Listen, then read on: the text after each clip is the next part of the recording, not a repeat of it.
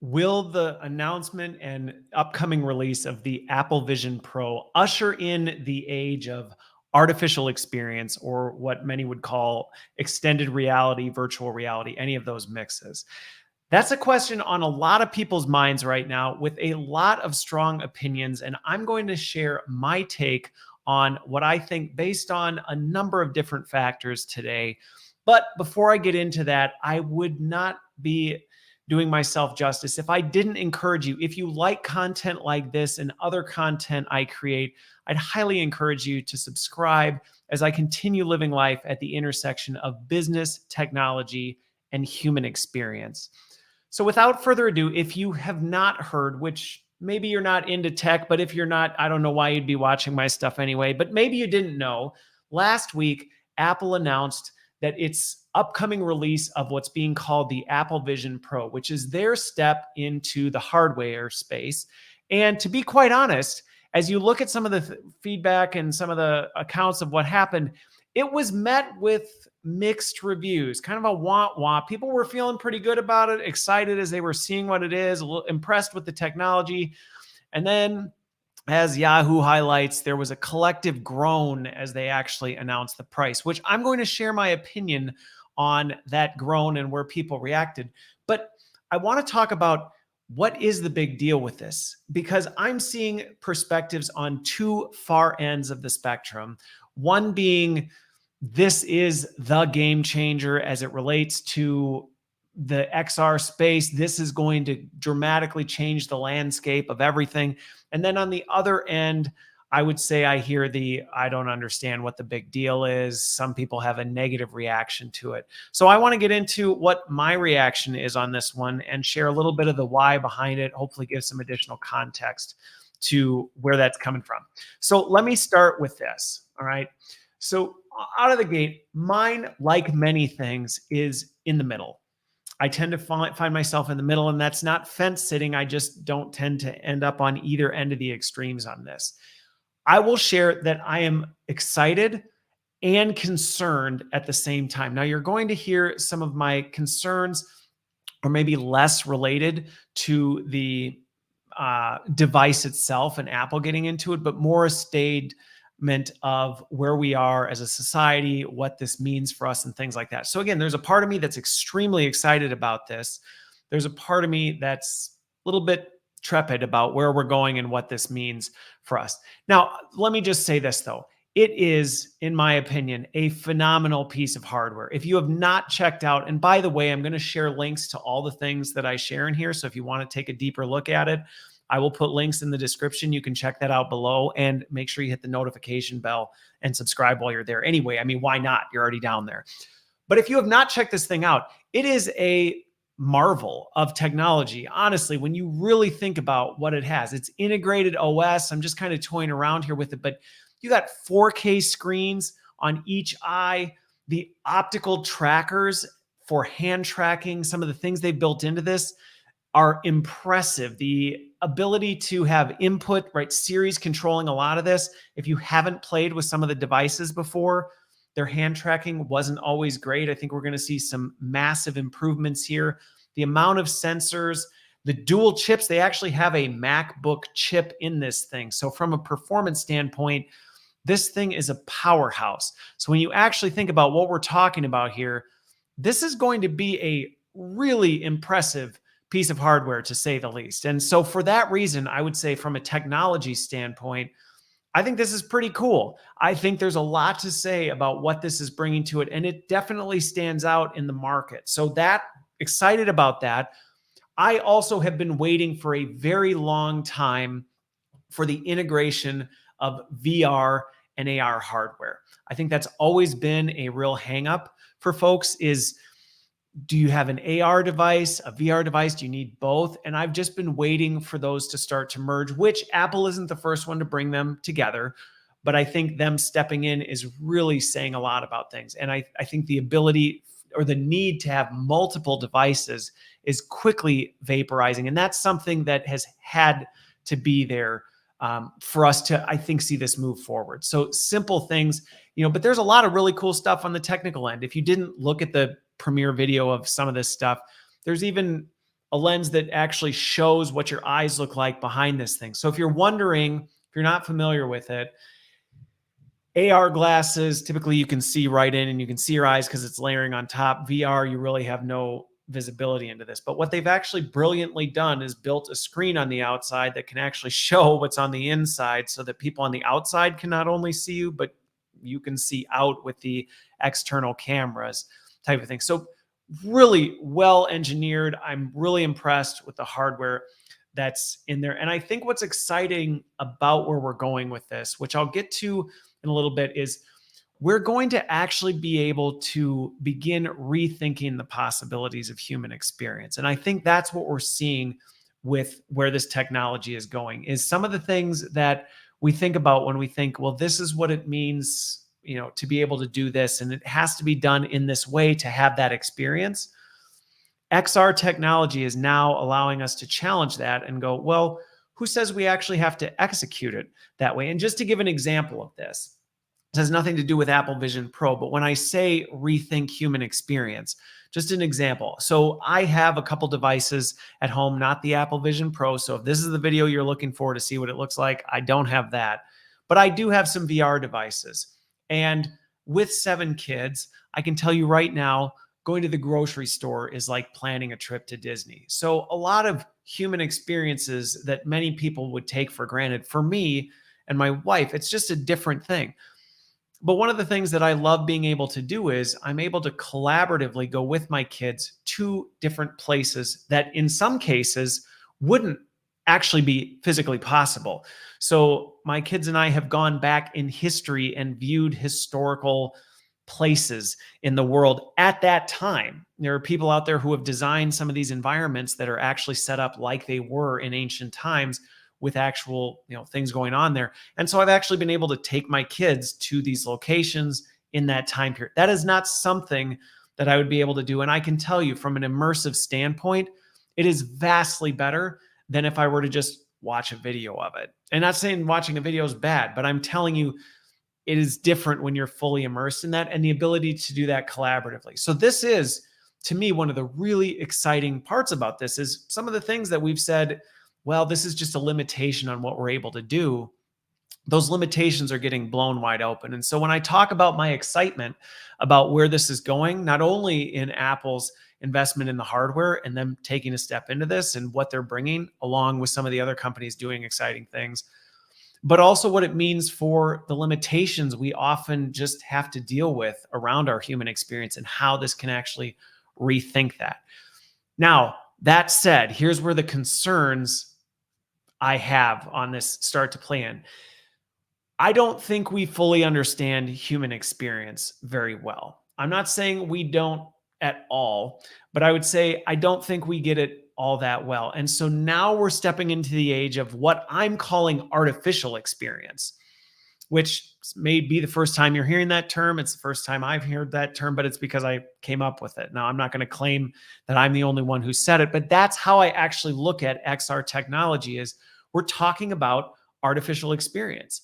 We're layering on an artificial layer into our analog experience. And what does that mean for us? Now, there is not a whole lot of research into this right now, which I think is unfortunate. But the reality is we haven't really been able to research something that wasn't all that possible or popular and ubiquitous at any point. It's really hard to research those things.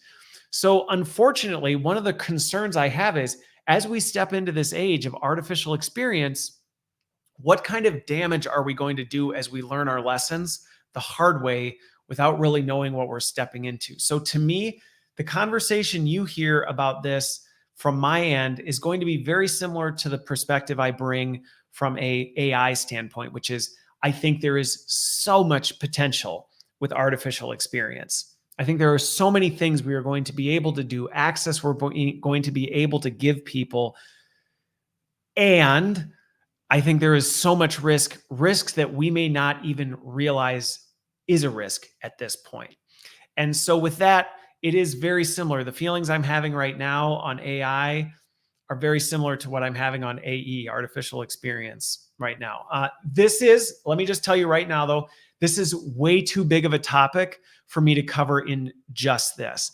I actually originally had this outlined and included not only what I thought about the Apple Vision Pro announcement, my reaction to that, but also my take on artificial experience. And then one step further, what I think the intersection of artificial experience and artificial intelligence looks like, and how I'm reflecting and thinking and in conversations on that.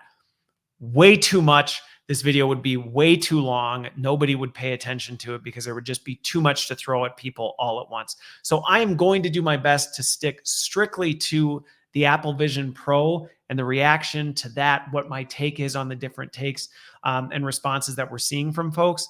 But I am planning, and already have some of it outlined, a video on artificial experience, and then also another video on the intersection of artificial experience and artificial intelligence and what all that looks like, how we can be thinking about it, how to be prepared for that. So if I haven't given you enough already to encourage you to subscribe, I'm going to use this as an opportunity to remind you again, if you are not subscribed to my content, please go do that now, and then you can catch those videos when I actually put them out. What I will say though, okay, so we're coming back to the Apple stage. So I wanted to get a little bit of a precursor of what's to come related to artificial experience and AI, but I want to stick to Apple Vision Pro. So let's bring it back. I'm going to bring it back to that, which Apple, my opinion on this is Apple getting into the hardware game is something that I have been waiting for quite some time. And good or bad, it's a mix of both, but really them stepping into the game is a big step in where we are as it relates to progress in this space, in the artificial experience space. Now, you might be saying, why is this such a big deal with Apple? Well, I think what you can do is when you look at the tech adoption curve, if you look at technology over time, as new technologies come, and there's just a natural adoption curve that comes along with it.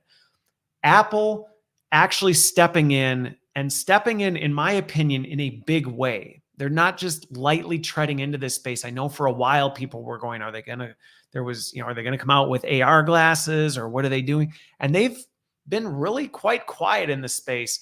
I think a lot of people have been waiting to see what Apple was going to do. In fact, I know a lot of business leaders who are talking about the fact that they've been waiting to really consider and evaluate XR technology until Apple got into the game. So Apple getting into the game is definitely an indicator that we've moved to a new stage in the adoption curve. And what I would call, we're in the inevitability stage now. And that's not to say that this wasn't an inevitability before, but I think Apple making its mark on this is significant. So if you're still skeptical on this and you're going, oh, I still am struggling to understand why Apple making such a big deal is really indicative of where we are and where we're going, I actually would encourage you to compare this to mobile phones. And if you actually think back, because I've been in conversations with people recently who are like, I don't get it.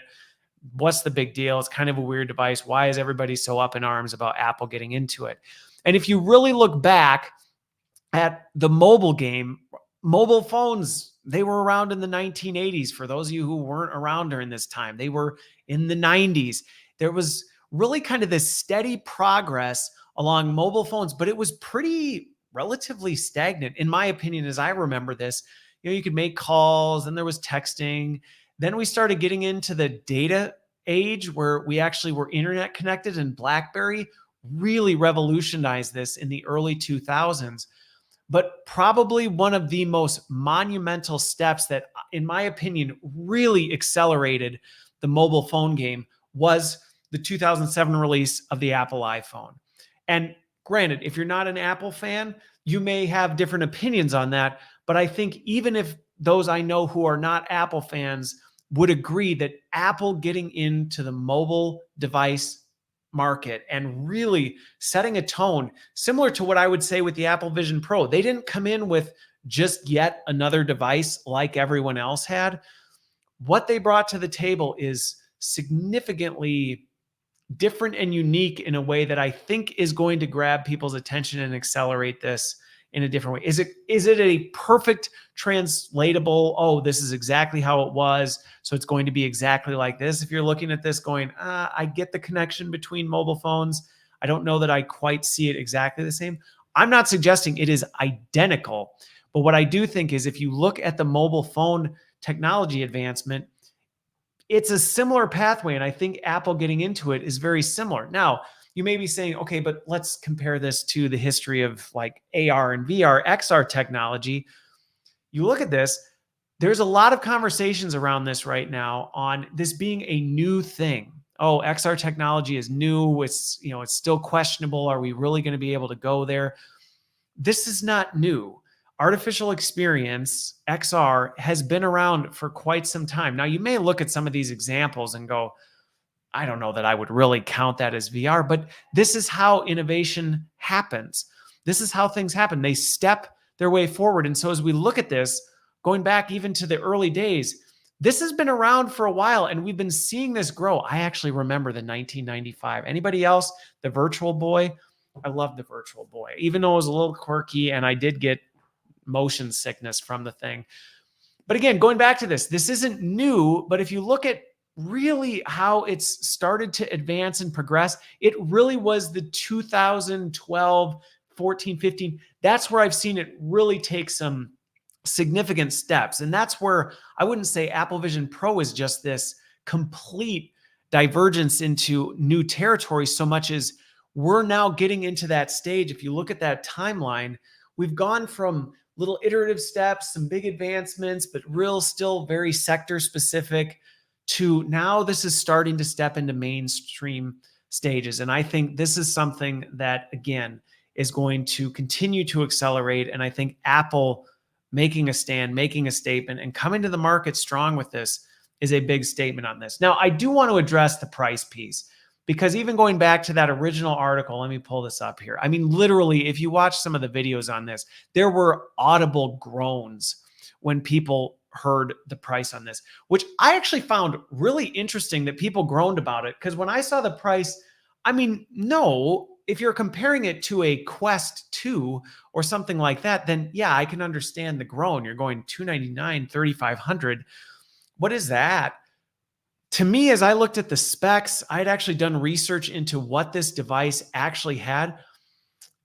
You cannot compare this to a Meta Quest 2 that is still an amazing piece of engineering, but what the Apple Vision Pro is in a completely different game. I mean, the amount of capability this thing has, the sensors, everything I said before on the tech specs, these are not apples to apples. And I think a lot of people had this expectation. Even the Meta Quest Pro that came out, people groaned at the 1500, and the Meta Quest Pro was an impressive piece of hardware. So I think there was a little bit of price shock there. Apple has always been more expensive. So to me, I was not surprised by that, especially when I saw the type of technology that went into that thing. The other thing, though, is when people are acting as though this is just wildly different than any piece of hardware, my pushback to that has been, have you gone out to Microsoft's website recently and look at what it would cost if you wanted to buy a HoloLens 2 right now? Same base price, $3,500 starting. You want to add other functionality and enterprise capability to it, you're talking significantly more.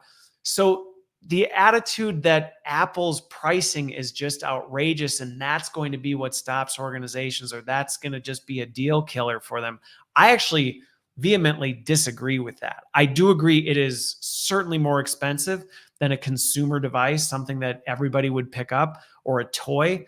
But I don't think in any way, shape, or form that was their go-to market strategy. I don't think they're targeting mass consumer intake.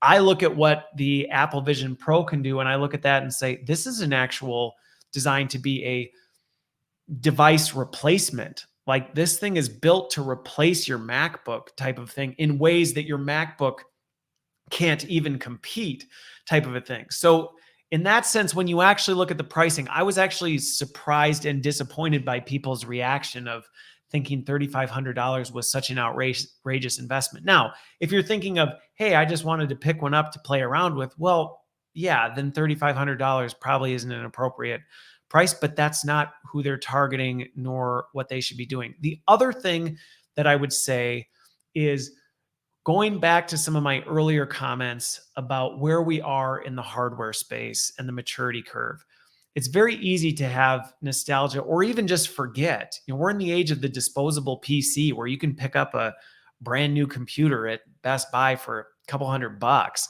type of a thing. That is not how it's always been. So when you think of where the XR technology, the XR hardware is right now, I just think back, and I actually did a little research. This was actually an entertaining trip down memory lane, but I looked up the price of computers back to when I think of what computers were. And so I think back, I'm dating myself here, but I was born in 82.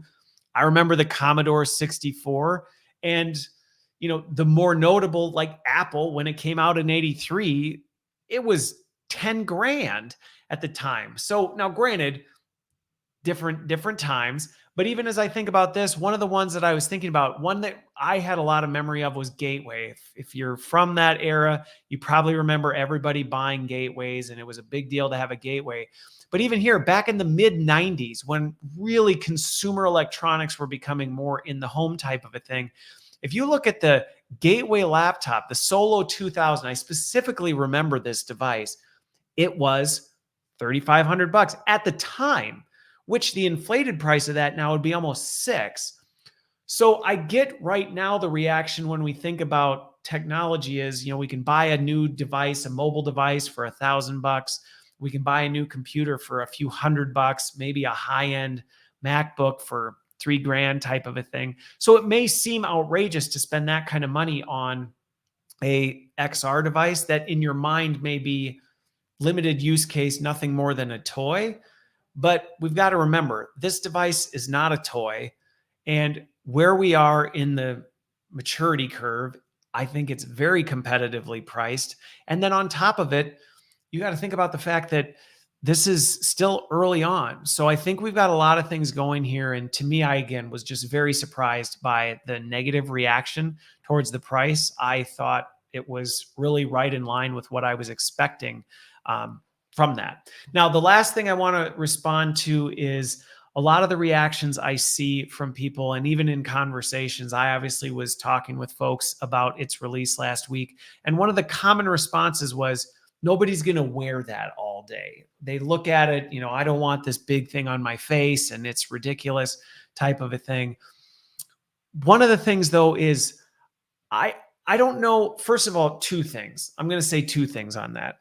First of all, I would argue that nobody's suggesting that you should be wearing this all day. Now, I'm going to respond to that because I don't think anybody should be wearing one of these devices all day long.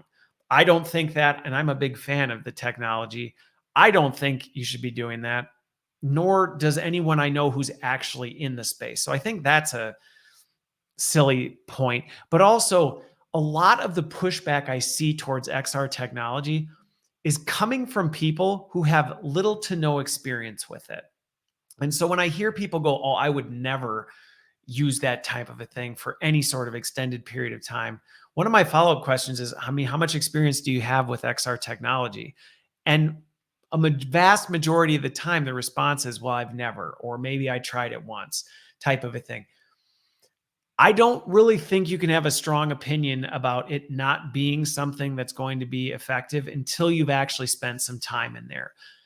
Let me just tell you, if you have experience with XR technology, good XR technology, it is a different animal. And when you've actually spent time in there doing it, going back to the example I shared earlier with my kids, when I've taken my kids into historical events, you are completely lost in time.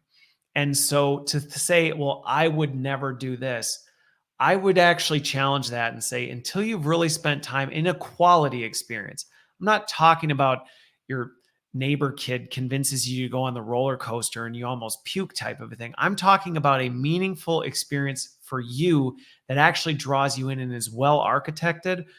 I think once you've gone through that, you would have a very different attitude about it. And that's just one of the things that I would say to the naysayers right now, and those who are very skeptical that the age of artificial experience is going to be rapidly coming at us, which is good and very terrifying all at the same time. I think there's a lot that you may not be familiar with, and I would encourage you to participate in some of that stuff before you have a strong opinion. But like I said, I don't think that this is something that you should be sitting in all day long. And I think the marketing in many regards has not helped. So I want to just show something quickly here. Let me pull this up because this is something that I think is missing. So even if you look at Apple, right, here's Apple's actual introduction video to it. And so here we click on this. If I actually click on this thing, one of the first things in here is here's this dad. Well, here we go. There we go. This dad sitting with his kids. Now, as a parent of 7, I looked at this and went, oh my word, I cannot believe that we're actually trying to encourage this kind of behavior where we are so disconnected from our reality that artificial experience has become our reality. So when I see things like this, or if you've seen the ridiculous marketing things out there, like people riding bicycles with a VR headset or things like that, I actually think it's extremely unhealthy if that's where we're going. Now, again, I'm going to make a video completely on the topic of risks and benefits of artificial experience so that we can start thinking critically about this kind of stuff. But let me just say, even though I hear the folks who go, oh, that's ridiculous, nobody's going to wear that all day. My concern is I actually think people will. Once they start tasting what good artificial experience is like and these devices become so much less intrusive, my concern is actually that even the naysayers are going to become very attracted to this type of a thing, which can be fantastic and can also be extremely dangerous, which, like I said, I will talk about at length much more in a different video. So I'm going to plug it again. Be sure to subscribe when I do that. But let me at least give a little bit of a highlight of what I mean by that, because if you don't follow it at all right now, there is all sorts of data now coming out about the negative impact of technology addiction. And so we say, oh, I would never put this device on my face all day long. Yet, in the same breath, how many people are sitting around with a device in their face all day long? It just happens to not be strapped to their head. It just happens to be strapped to your fingers, but your eyes are locked to it. So I really think we have to be careful with this, because when you look at technology addiction, there's a couple really interesting infographics in here that, again, links in the comments, but we're starting to see some of the negative repercussions of technology addiction and what this means. And going back to what I said about, I don't think we understand the human experience. And as a result, when we start substituting artificial experience for analog experience, I don't know that we know how this recipe works yet. And so when we start making ingredient substitutions, we're already seeing what some of this looks like from smartphones, isolation, difficulty with interpersonal stuff, depression, loneliness, all this kind of stuff that's coming from smartphone addiction. You start thinking about this now on the scale of a device that's literally strapped to your head, that literally can keep you fully immersed in a world that is not even real, but feels so real that you forget it's not real. To me, this is one of those areas that where when people say, nobody's going to wear that all day, I look at human behavior today and I go, well, many of us are already struggling with this right now. How much more is this going to become a struggle when a device is literally at your fingertips, in your face all day long, and layering artificial experience, either completely replacing your real experience, or at least supplementing it. And what does that look like? Just going back to the baking analogy, you start switching ingredients around and you're not really sure what the ingredients do. You aren't quite sure what's going to come out of the oven. And so I think that's one of the things where when I hear people react that, oh, look how ugly that thing is. I mean, again, look how ugly computers were back in the 90s. Look how ugly the earliest mobile phones were. They were hideous. I remember people saying, nobody's going to ever carry one of these things around with them at all times. And now we literally have a society that is struggling with addiction to those devices.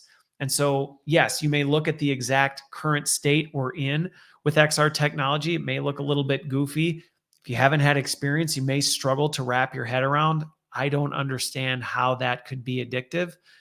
I think if you've actually had a good experience, you actually start to see what the possibilities are. You can very quickly see, okay, I can see where this could go. And if this is just the early generation of this, and now Apple Pro's powerful machine. I mean, this thing is impressive from a hardware engineering standpoint, you can quickly start to see where we can go, which I'm going to stop there because that is a conversation for another video. So I guess that could leave folks with what is my take on overall, how do I think we as a society should respond to this, right? Is this the big step into the new world? I don't think it's quite that. I think it's very much an indication of that. So for everyone who ends up watching this or listening to this, I would encourage everyone right now, with the release of this, with what's happening with artificial intelligence and now artificial experience, this is going to come at a much faster pace. So just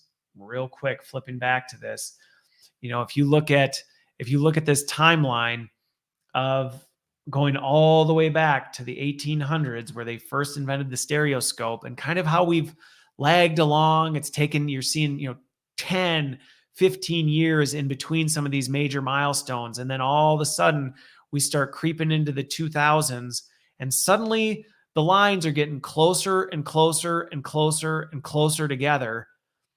And now Apple getting into the game, I think we're going to see this accelerate at a pace that we may not fully be prepared for. So I think for everyone, it's going to be really important for us to really start thinking critically about human experience.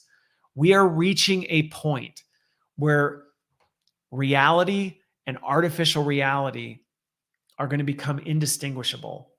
And reality is going to become a subjective term. And what it means for something to be real is going to be up for debate as these technology pieces start to come together. And that can be wonderful.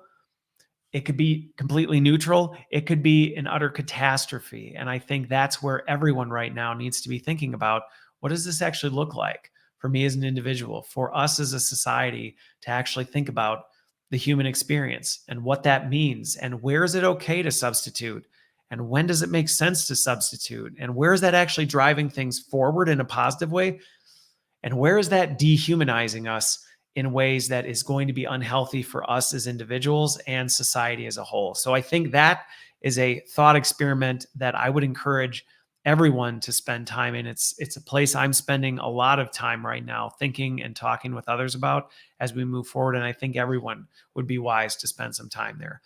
On the consumer end, for most of you though, specifically to the Apple Vision Pro, honestly, I think there are very few consumer justifications for why you should go out and buy a $3,500 XR technology device. I mean, if you're a total, enthusiast, maybe, but realistically, what I know about where things are at now, and even just the market and the apps and all this stuff, I think you would end up finding that it's going to be a device that you are not going to get the kind of life out of it that you expect. And so for a consumer, I think there are very limited reasons why you would. Even myself, I'm a total tech head. And my wife, when she heard about it, she's like, "Are you going to want to buy one of these things now?" And my answer was no, I actually don't. I don't have a good enough justification. And I really don't think it's at a maturity state where there's any reason for me to spend that kind of money on a piece of hardware. And I'm someone who, if somebody gave it to me, even then I might be like, is there a way I can borrow it to play around with it and then maybe give it back, type of thing. I don't know that I would really want to commit at this point. Now, if you're in the enterprise space, I think there are more reasons why you may want to be considering this. I think what Apple is going to do by stepping into the market, their ecosystem of technology, just the capability that that device has in it is significant. And so some of the barriers that I've seen a lot of organizations run into when they go, we've really thought deeply about these XR use cases. Unfortunately, the hardware has really been a barrier to us. I do think legitimately the Apple move is going to be one that you should at least watch and consider. If you've been doing anything with the HoloLens 2, you would be very wise to starting to consider, do we consider and look at the MetaQuest Pro, the Apple Vision Pro? Should we be considering those types of things? And I think that's a really important piece that we should be considering. But as a consumer, here's the thing. Well, I say to a consumer, I don't think there's a lot of good reasons for you to go out and buy an Apple Vision Pro at this point. I don't think you're going to get a whole lot of bang for your buck in doing that. I would say that you should, if you have not, you should pick up an affordable XR device, an affordable consumer device. If you don't have a Quest 2 or the Quest 3 is coming, if you haven't looked at some of these other really inexpensive devices that you can get your hands on, I actually think if you're in a place financially where you can pick one of these things up and maybe you've got a few people in your family that would have some fun with it, I would highly encourage you to do it because going back to what I said earlier, there's a lot of people with strong opinions on the XR technology market that they quite frankly have no experience in it. And I think that's not a healthy place to be, not only because you're speaking to something you have no experience with, but I am convinced that this is going to hit us very hard, very quickly. And we need people to be able to really distinguish, where does this make sense? And what are some of the risks associated with it? And where can I see real value? What are some of the barriers that I see to success? And I think a good way to get around that is there's a lot of fun that you can have and some real meaningful stuff that you can do on one of these inexpensive consumer devices. And it will be an easy foray into the space. So that's what I would advise for the average consumer who maybe has little to no experience, or even just somebody who's maybe experienced it but doesn't have ready access to it. I've got my Quest 1. I was even going to have it on my desk for this video, and then I forgot to take it out of the cabinet. But I've got my Quest 1 and my Quest 2 sitting over on my desk, and I use them fairly regularly. But again, would I go drop $3,500 on an Apple Vision Pro at this point? No. For business leaders, more than ever, I think you need to get clear on your current operations. This is a unique time for you to get clear on how things work. Going back to what I said before, in terms of everyone should be thinking about human experience, business leaders, you should be thinking about work and where that human experience really distinguishes itself. And this isn't just a artificial experience point of view, but really go back to some of my other videos where I talk about what's going on with artificial intelligence. More than ever, business leaders, you should be thinking about what's going on in your operations and where it's working, where the humans are involved, what things they're bringing to the table, things like that. Because suddenly you're going to have to start thinking about, well, where does artificial intelligence come into the mix? And then you're also going to have to be thinking about, well, where does artificial experience come into the mix?